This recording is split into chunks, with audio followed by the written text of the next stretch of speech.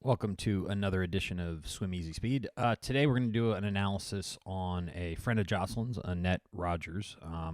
She just raced Oceanside, was sixth overall age group female, and we got her in the tank, and we'll let the videos play and then kind of go through what we did and what worked and what didn't. So.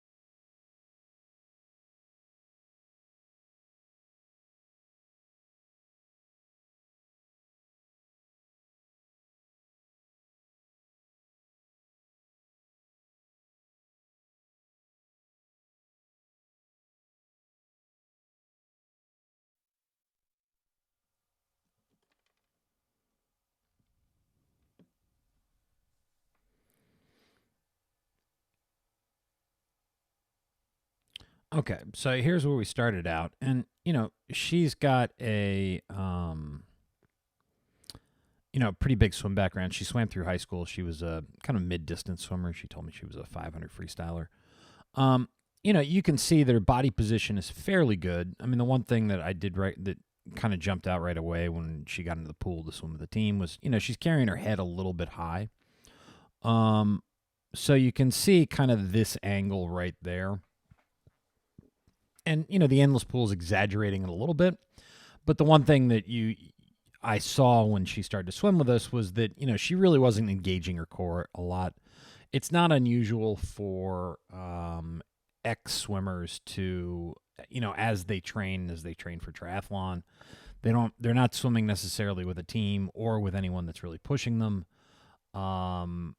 Or there's not a coach on the deck kind of always on them. And so the core tends to not be as engaged as it had been in the past. So these little kind of habits can develop over time. Now there's a lot of things that she's doing really well. You can see she's balanced on the water fairly enough. The feet are pretty good together. Under here you can see, particularly the left, there's a little bit of an issue, from that angle. That's going to create kind of an issue up here at the front of the stroke, where she's less on top of the water. So the angles down here change, so if your body is a little bit higher up on the water up here, then the shoulder angle, it's a lot easier to get it in that position from the get-go. Instead of where, it's a little bit more over your head, and then where the natural inclination is to push straight down. But what you can see with her is, she does a pretty good job of getting on the water, setting that catch, and starting to pull herself forward. The right is a little bit of a different story. The one thing she was talking about with me was that a while back she broke her collarbone. And, so one of the things that we recognized in this session with her was that, she's really not pulling as hard as she could on the right side. And you can see, if we go back here, you can see the right pulls out a lot earlier than the left. So if we see where the left kind of comes out of the water, so it's right there. And then the right is going to pull out of the water, right basically there. So that gap right here in between the two of them, that distance where, right side, left side, she's pulling out of the water a lot sooner, probably because she just doesn't feel like she's got the stroke. And then you can see a little bit like Jocelyn where, that hand kind of rolls in a little bit quick. So it's entering in thumb first. And then you see it doesn't happen on the left, because it's a much more complete pull. She's really driving herself forward and getting a lot more propulsion out of that side.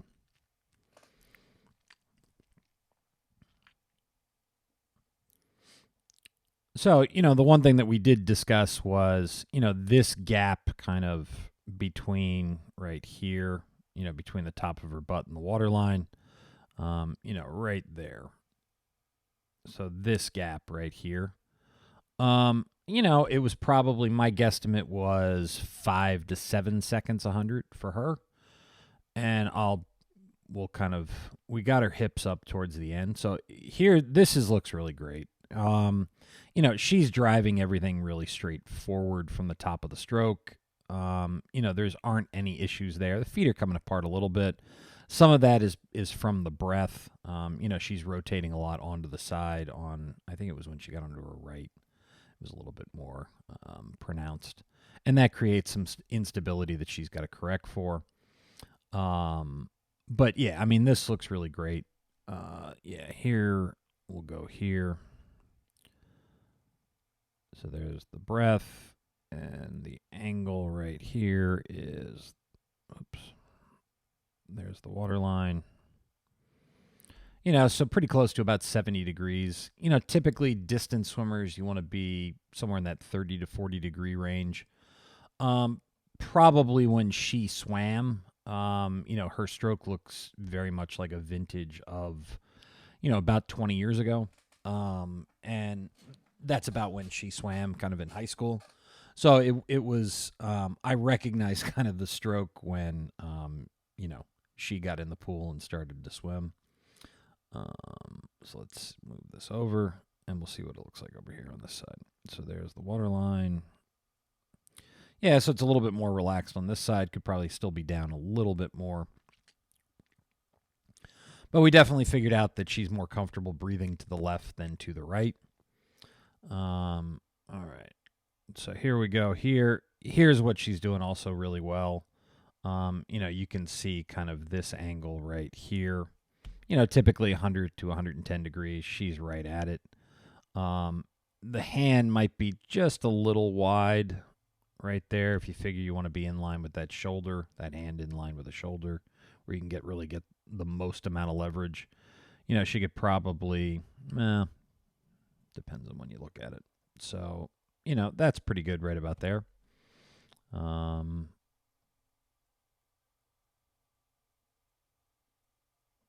Yeah, you could probably nitpick a little bit. We kind of talked a little bit about that right there with the finger coming out. You can see that little pinky right there kind of juts out. But she's getting a good pull on the water. So if we go on the right side, see what this looks like. It's a little bit more open, but it's tough with this angle to really see.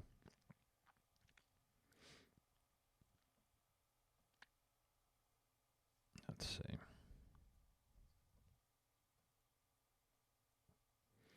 Yeah, it's tough with this angle on the camera. Yeah, we talked about she's just got to, one of the things that would really help her would be getting in the weight room. It'll connect a lot of this, give her a little bit more core strength, force it to engage. So here was the first thing that we did was we got out the brick, and this was the first kind of go at it. You can see her hips are still a little bit low. And then we made another couple passes, cued it, and you can see the hips come way up in the water. And then here's kind of the before and after. And you can see the difference in the hip height here, and even in the foot height with the kick, because that really hasn't changed, but actually she's up on the water now. But the difference between